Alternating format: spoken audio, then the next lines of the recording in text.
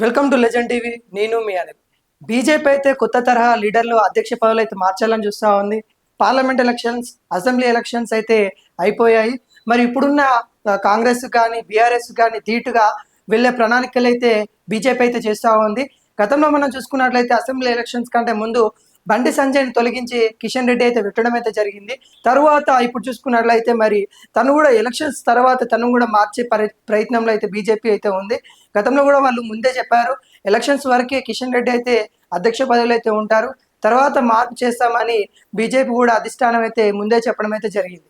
ఇప్పుడు మరి ఆ అధిష్టానం చెప్పిన పరంగా చూసుకున్నట్లయితే మరి తెలంగాణ బీజేపీ అధ్యక్షుడు ఎవరు, మరి ఎటువైపు చూస్తూ ఉంది అధిష్టానం అని చూసుకున్నట్లయితే మెయిన్గా అందులో వినబడే 4 పేర్లు అయితే చూడొచ్చు.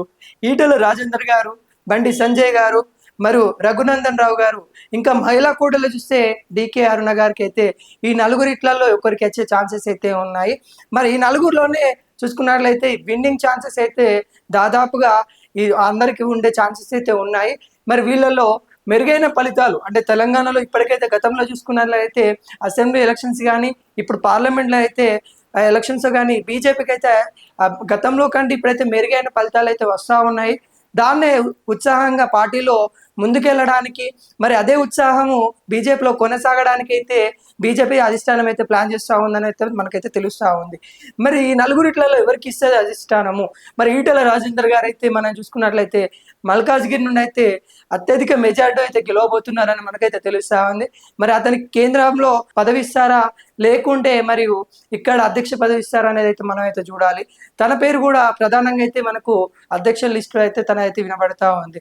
బండి సంజయ్ గతంలో కూడా మరి పార్టీని ఒక ఊపు ఊపిందంటే బండి సంజయ్ హయాంలోనే, పార్టీని ఒక మెట్టుకెక్కించిందంటే బండి సంజయ్ హయాంలోనే అయితే మనం అయితే చెప్పుకోవచ్చు.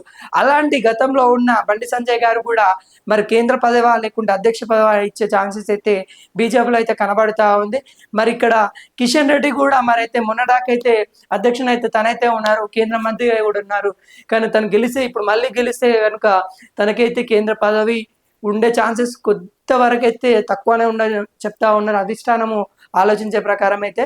మరి తనను అధిష్టానము ఏదైతే అధ్యక్షత పెట్టిందో ముందైతే చెప్పడం అయితే జరిగింది, ఈ ఎన్నికల వరకు అధ్యక్ష పదవి అయితే కిషన్ రెడ్డి అయితే ఉంటారని వాళ్ళు స్పష్టత ముందే ఇచ్చారు. మరి తర్వాత ఇప్పుడు మహిళా కోటలో చూస్తే మహిళలకి ఇట్లా ఆలోచించి మరి మహిళలకు ఇద్దాము, లేకుంటే మహిళలకు కూడా నారీ శక్తి అని బీజేపీ అయితే అని అంటా ఉంది. మరి దాంట్లో చూసుకున్నట్లయితే మరి బీజేపీలో ఫైర్ బ్రాండర్గా ఉన్న డికే అరుణకైతే ఇచ్చే ఛాన్సెస్ అయితే ఉన్నాయి. మరి అధిష్టానము ఈ నలుగురిలో ఒకరికైతే ఇచ్చే ఛాన్సెస్ అయితే మనకైతే కనబడతా ఉంది. మరి మహిళా కోటలు చూసుకున్నట్లయితే డికే అరుణ, మరి బీసీ కోటలో చూసుకున్నట్లయితే మనకైతే ఈటల రాజేందర్ గారు ఇట్లా కనబడతా ఉన్నారు, బండి సంజయ్ గారు ఇట్లా కనబడతా ఉన్నారు.